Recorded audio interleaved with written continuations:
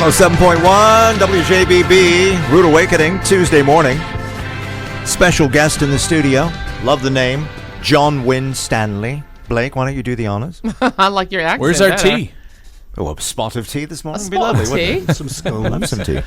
No, John Winstanley is from FortSafety, and you have a very powerful story, but your main focus now is to protect children on the internet. That's right. Yes. Good morning, WJBB Nation. Hello. Whoop, whoop. Raise the roof. Raise the roof. Yes. Good morning. I'm John Winstanley of FortSafety. I'm a retired civil engineer who started this thing called FortSafety. We're a nonprofit, an educational nonprofit that wants to protect kids and strengthen families online.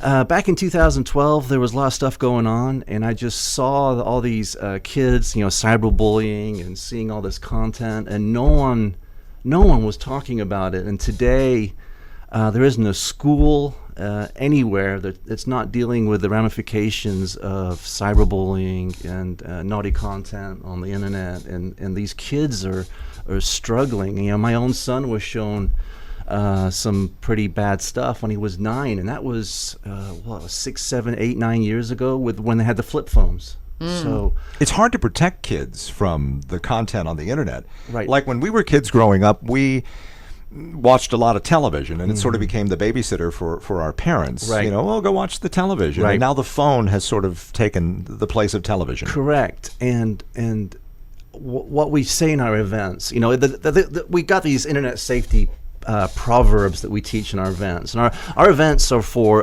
parents with kids, parents without kids, for the kids themselves. We vary it across the spectrum, but we teach these internet safety proverbs, and I think number 3 is the irony that the solution to all this technology isn't necessarily more technology. It's these common sense, practical habits that we just seem to have forgotten over the years. Common sense being, don't let your kid take the phones into the bedrooms at night, because I always say that one-on-one, kid versus internet, the internet's always going to lose. Oh, absolutely. You're giving the kids access to 6.5 billion people, and you don't want to know what they have in mind. This is going to be bad on radio, but just imagine I have in one hand a fluffy teddy bear, another hand a chainsaw. I do this in my events, and I say the internet is a tool, not a toy. A toy, the teddy bear, I can give to your child. They can play with it, no problems. You can walk away, great. A tool, on the other hand, very useful tool, but I'm not going to give that dangerous tool to a child unless I've taught them how to use it, warn them about their dangers. And even then, when I give it the tool, I'm going to hover like a helicopter parent and make sure they use that tool correctly before I feel like I can step away. And that's exactly what the internet is. It's an incredible tool. Great for communication, lots of, you can listen to radio on the internet. You can learn things exactly on the internet. But it's got a very dangerous side to it. I think that's the part that we forget.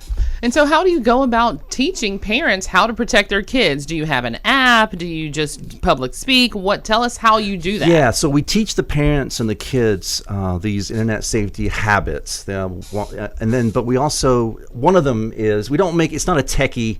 Anybody can learn these. That's the thing. It's not a, swipe right, install this kind of a presentation. These are just common sense tools, but part of it, we give resources, and our website, FortSafety.com/resources, we've got some of those listed. But it's very intimidating for parents these days. There's so many different resources. Some work with Apple, some don't. Some work on desktop, some don't. So we've kind of taken these resources, have pre-vetted them for you, but there are apps that you need to go on. I mean, when you buy a new computer, you put a virus software in your computer automatically. But don't give your child complete unfiltered access to the internet.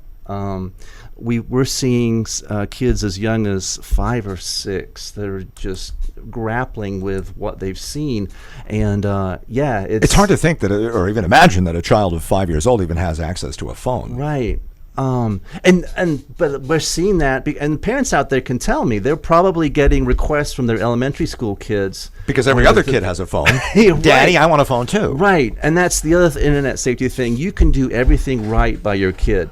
All these recommendations, all these tactics, and there's still going to be a kid on a school bus or another kid that's going to show them. So another end is you cannot prevent it. You can only prepare your kids. So one of the things is teaching. We're the first generation of parents that absolutely have forced to teach our kids about relationships and marriage and all that at a very, very young age, because they're hearing it, they're seeing it on the playgrounds because of the information that we're getting on the phones. So, but I don't want my mission. I'm wearing a big smiley face T-shirt today.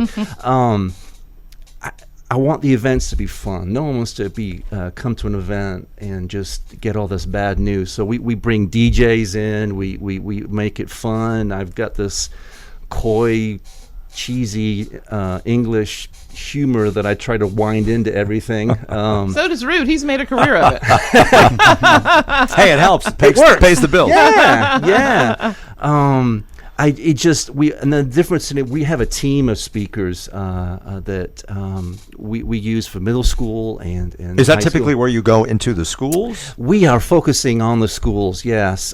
Schools, we could talk to PTAs, churches, businesses. I mean, the amount of time that businesses are losing because their employees are scrolling through Instagram. It's bringing awareness, and we're very excited right now. This is kind of why I'm wearing this happy T-shirt. We're also working on a new presentation for bullying, cyberbullying. There isn't a school, middle school, high school, and it's not. It's called Life Hacks, and it's just these really neat golden nuggets of truth that I think the kids just need to hear about confidence and what you do when you're bullying. The power of a bully's words isn't the words, it's the power that we give those words, and it's very different. It's not technical anymore. It's more of an uplifting speech, and we're really excited to be presenting that to the local schools and churches to equip their kids. If local schools or churches would like to book you to come in and speak, how would they do that? They go to FortSafety.com. Slow that down a little bit. Sure. What is it? I'm sorry. It's Fort. FORT Safety, all one word, okay. .com. FortSafety.com. Okay. And we are a nonprofit. We also do individual counseling if needed. People come to us, youth pastors come to us. Hey, I have a couple kids that need help. What do you recommend? We like to be resources for schools. We're on advisory boards in Gwinnett County, so it's a two-way street. Yeah. They tell us what they need, and we vice versa. Was there a particular incident in your life that inspired this? Yeah. 2012. I have two children. The youngest was Laura. She struggled with mitochondrial disorder, and she fought that disease for 7 years. And her funeral was on Easter Sunday. I remember the day. We told everyone to wear pink because that was her favorite color. Mm-hmm. And her wheelchair was on stage empty because she didn't need it anymore.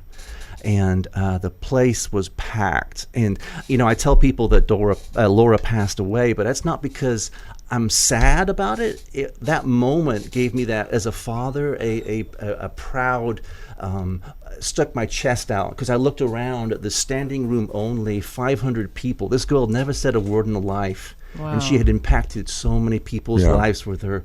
Her doctors from Scottish Rite came all the way out to Loganville, therapists, teachers, school bus drivers. I found out that there was a young high school lady in that audience that day who was so inspired that she's now getting her doctorate in physical therapy.